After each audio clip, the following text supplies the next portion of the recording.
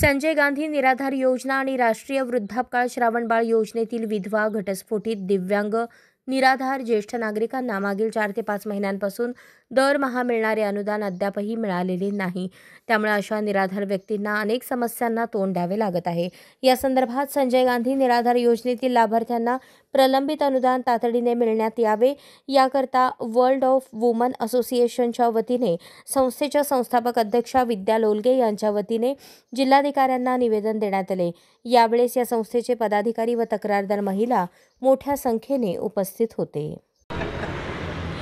माझं नाव सांगू? बोला तुमचं नाव सांगा, तुमची काय अडचण आहे, किती दिवस महिने झालं नाही मिळालं त्याची पण माहिती द्या. बोला. माझं नाव विजयश्री नागनाथ किरनळे. माझं वय 70. 4 महिने झाले निराधार पेन्शन येत नाही आहे.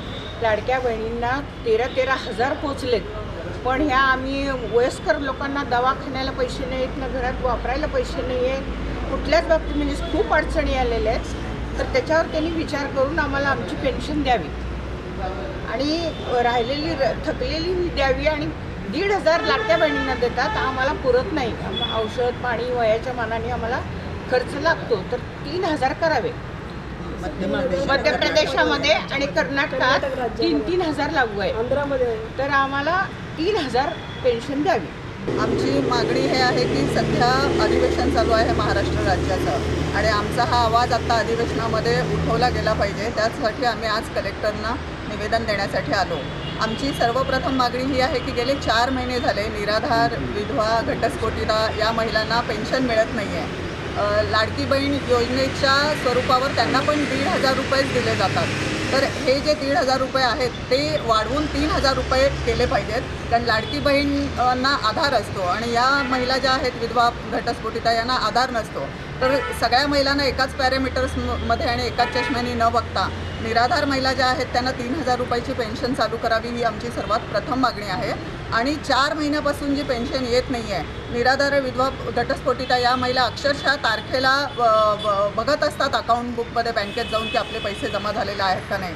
छोट्या मोठ्या गरजा त्यांच्या त्या पैशातून त्या भागवल्या जातात. परंतु गेले 4 महिन्यापासून एक दबडीसुद्धा त्यांच्या खात्याला आलेली नाही आहे. त्यासाठी ती त्वरित ताबडतोब तुम्ही ते DBTचे रूल वगैरे ते सगळे बाजूला ठेवा, नंतर करत बसा ते, पण ताबडतोब 4 महिन्याचे राहिलेले पैसे त्यांच्या अकाउंटला टाकावेत. आणि आमचा हा आवाज आत्ता अधिवेशनामध्ये मुख्यमंत्री आणि दोन्ही उपमुख्यमंत्री यांच्याकडे पोचवला गेला पाहिजे. म्हणून वाव या सामाजिक संघटनेतर्फे आम्ही ही मागणी आज कलेक्टर महोदयांना केलेली आहे आणि त्यांनी सांगितलं की आजच्या आज आम्ही ह्या विधान भवनामध्ये मेल करतो. मॅडम, लाडकी बहीण योजनेमुळे हे फटका बसला का काय वाटतं तुम्हाला? शासनालाच माहिती आता.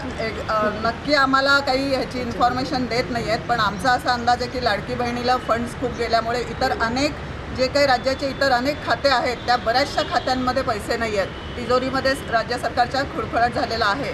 परंतु त्याचा बोजा खरोखर ज्या गरजू आहेत निराधार आणि विधवा आणि घटस्फोटिता या महिलांना त्याचा बोजा पडू नये आणि त्यांना त्याचे हक्काचे पैसे त्वरित द्यावेत ही आमची मागणी आहे.